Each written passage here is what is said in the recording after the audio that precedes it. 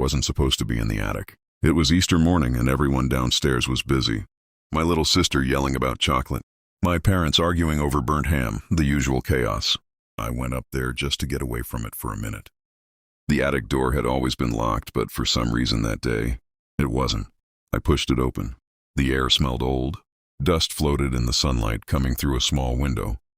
Most of the attic was what you'd expect. Boxes, broken furniture, forgotten holiday decorations. But in the far corner, partially hidden behind a torn sheet, there was a small wooden crate I had never seen before. On top of it sat a single plastic Easter egg. Bright, clean, like it had been placed there yesterday. I remember laughing to myself. Probably one of my parents hid it as a joke. I picked it up. It was heavier than it should have been. Inside, instead of candy, there was a folded piece of paper. I opened it. Do not open the others. That was it. No signature. No explanation. Just that sentence. I stared at it, confused, until I noticed something else. The crate behind it had a latch, and faintly carved into the wood were tiny symbols, like tally marks. Except not quite. More like scratches. Dozens of them, maybe hundreds. My phone buzzed downstairs. My mom calling my name. I should have gone down. Instead, I opened the crate. Inside were more eggs. At least 20 of them. All identical. All neatly arranged. And each one had a different note taped underneath. I didn't open them all. I only grabbed one more. The second note read, "You already started this." My stomach dropped. That's when I heard footsteps behind me. Slow. Coming up the attic stairs. I turned around expecting my dad, but no one was there. The footsteps stopped at the top. Then silence. Then the attic door, shut on its own. I tried the handle. Locked. I turned back toward the crate. Every single egg was now open. Empty. All the notes were gone, except one, sitting in the center of the crate. I hadn't put it there. I walked over slowly and picked it up. It was different from the others. No tape, no handwriting. Just printed text. Happy Easter. And beneath it, a timestamp from 5 minutes in the future. My phone buzzed again. This time it wasn't my mom. It was a text from an unknown number. "Don't go downstairs." I froze. From outside the attic door, I heard my sister scream. Not scared. Excited at first, then suddenly cut off. Silence followed. Then footsteps again. This time, coming back up the stairs. Slower, heavier, like someone struggling to climb. The attic door began to rattle. And from inside the crate, an egg cracked open on its own. The crack echoed louder than it should have. I stepped back instinctively as the shell of the egg split clean in two. Inside wasn't candy. It was empty. Completely empty. But the air around it felt different, like something had been released. The attic door rattled again, harder this time. Whatever was on the other side wasn't just knocking anymore. It was trying to get in. I backed into the crate, knocking into the other eggs. Several of them rolled slightly, bumping into each other with soft plastic clicks. Then all at once, they stopped moving. Every single one of them, perfectly still. The footsteps outside paused.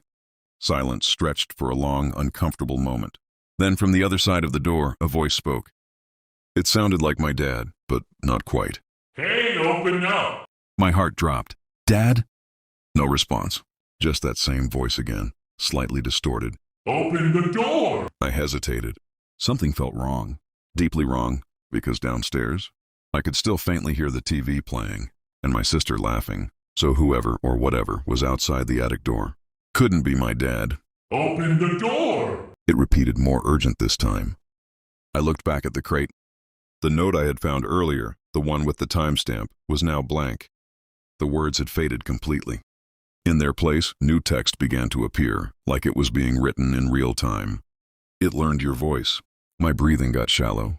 Another thud hit the door, harder than before. The wood shook in its frame. I grabbed my phone and tried calling my dad. No signal, of course. Then my phone buzzed again. Same unknown number. Another message. "It's not outside yet."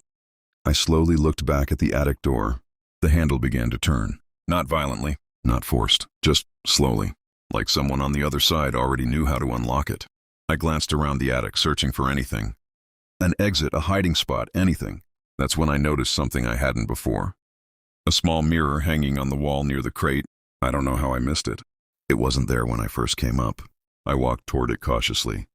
My reflection stared back, but something was off. My reflection was standing completely still. I wasn't. I was breathing, moving, blinking. My reflection wasn't. It just watched me. Then it smiled. even though I wasn't smiling. Behind me, in the reflection only, the attic door was already open. And standing in the doorway was me, or something that looked exactly like me. It tilted its head slightly and whispered silently through the glass, "Happy Easter." The real attic behind me suddenly went dark. The mirror didn't, absolutely. Here's the chilling conclusion. The reflection stepped out of the mirror. Or maybe it wasn't stepping at all, like it was sliding through reality itself. I stumbled back, my hands scraping against the crate, eggs rolling everywhere. "Who? Who are you?" I managed to whisper. It tilted its head, perfectly mirroring me. But its smile was wider than it could ever be. "I'm you." "But I'm not." "You opened the crate." I froze, my mind raced. The notes, the footsteps, the eggs, it all clicked. Something had been waiting in that attic. Something hungry for someone to notice. "Please, I didn't mean," I started, but it raised its hand. Not to strike, but just to point at the cracked egg on the floor. Inside, a tiny flicker of shadow twisted unnaturally like smoke but alive. It pulsed, expanding slowly across the floor, creeping toward me. "I just want to celebrate," it said in my voice. The sound echoing weirdly, like it was underwater. "You just have to join me." The attic door slammed shut behind me. Darkness swallowed the room. But the eggs glowed faintly now, tiny cracks revealing more of that moving shadow inside each one. They weren't candy. They were invitations. Thanks for watching. Like, comment, and subscribe to Afterglow Film Co. for more stories just like this.